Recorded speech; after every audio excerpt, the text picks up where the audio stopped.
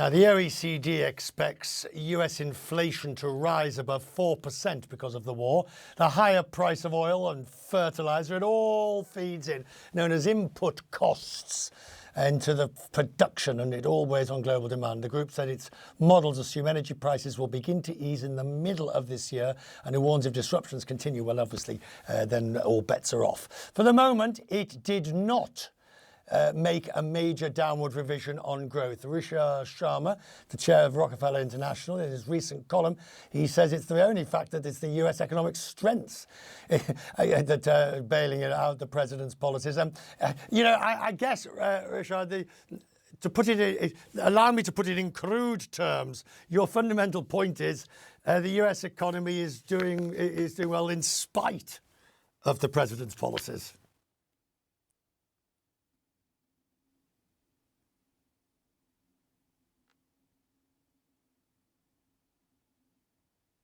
I'm going to use that famous line. Yes, you're muted. Yes. There we are. Now we can hear you. I always say, yes, I always say we're all going to go to our graves with somebody sort of saying to us, you're muted. Go ahead, sir. Go ahead. Yeah, Richard, I think my point here really is the fact, which is that even though all the actions seem to come out of America, whether it was the tariffs last year and then all the attacks on the Fed's independence, and now we have the Iran war, the US economy has been relatively resilient. And the reason for that is that you have these other factors which overwhelm what the president has been doing. Last year, it was the AI boom. And just now, it's got to do with the energy independence. The fact is that this war hurt rest of the world much more than America. And that is the irony of the actions being taken by President Trump. So the OECD says 4%, 4.1% inflation for the US. I guess my first thought is, well, yeah, all right, 4%, but we were at 12% a few years ago. 4% is, is that really something that we need to get hot under the collar about? Well, of course we should. Affordability is the number one issue for most Americans, and they got elections coming up. So I think that President Trump and the Republican Party were on a weak ground anyway going into this war, and this further exacerbates the problem. So I think that's the reason why you're seeing President Trump now trying to find an off-ramp as far as the war is concerned. But I think that doesn't take away from the fact, and I find that this is the sad situation that a lot of the economies of Europe and Asia find themselves in, that this was not a war of their choice, and yet they are the bigger victims of what's going on. I think that is the fundamental point I try and make in my column. Yeah, go ahead. But does 4%, is that a number that triggers the Fed to do more than warn or jaw? Is the 4%, 4.1%, obviously to inflationary expectations and it's still in the future, is that enough for them to raise rates? There you are, I've said it, I've used the R word, raise rates. Well, it should be, but I don't think they will, because of the fact is that this Fed has been quite dovish, and the Fed has missed its inflation target of 2% now for 56 months in a row, right? So it keeps missing its inflation target. And I think that the Fed doesn't have the anti-inflation zeal here to go ahead and raise interest rates. So I don't think the Fed is going to raise interest rates. It's going to be quite focused on the demand side of the economy, which is also going to weaken a bit if this persists. So I don't expect the Fed to raise interest rates in reaction to just an oil price spike.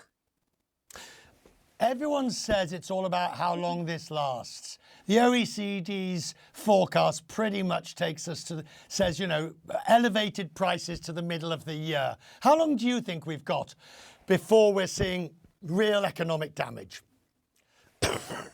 I think it's a matter of weeks. I think the economic damage has already started. It's being felt, highlighted in your earlier segment.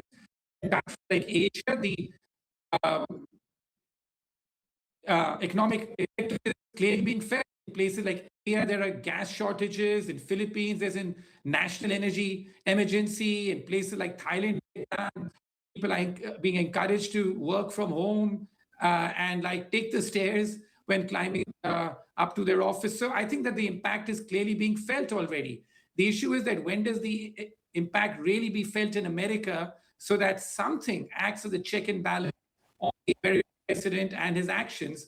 And I suspect that that's still a bit far away. I mean, it's really amazing, Richard, here in America. And the focus here is very much on different issues. It's, for example, the long lines at airports because of the TSA shutdown. It's that kind of stuff which is making the news. So the economic effect of this war is yet to be felt in America, except for some grumbling over higher gas prices. And that's because, prices really haven't gone up that much. And because America is pretty energy self-sufficient, it's not feeling the effect of this. But in Asia, the effect is very much evident already. Can I just throw one thing at you? I've just heard in my ear, and I just want to know how you factor this in. The president has just in the last few minutes on Truth Social extended his deadline to the Iranians. If I recall correctly, it is to open the Strait of Hormuz.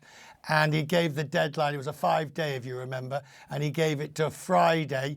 I'll ask Ronan, does he say how far he's extended it to, or has he just extended it to, Ronan?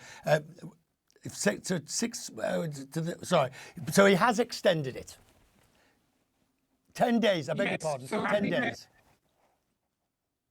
Yeah, so he's trying his best to find an off-ramp here. This is very different from a month ago, when the negotiations were on, and then he decided that let's go take a gamble with this. So this is a very different reaction function piece now, because we have seen some economic effects of it. So I think there's some relief, but obviously the uncertainty keeps hanging for a while longer. I'm grateful. Thank you. Thank you for joining us. Thank you for taking the question on. That it's just happened, as I say.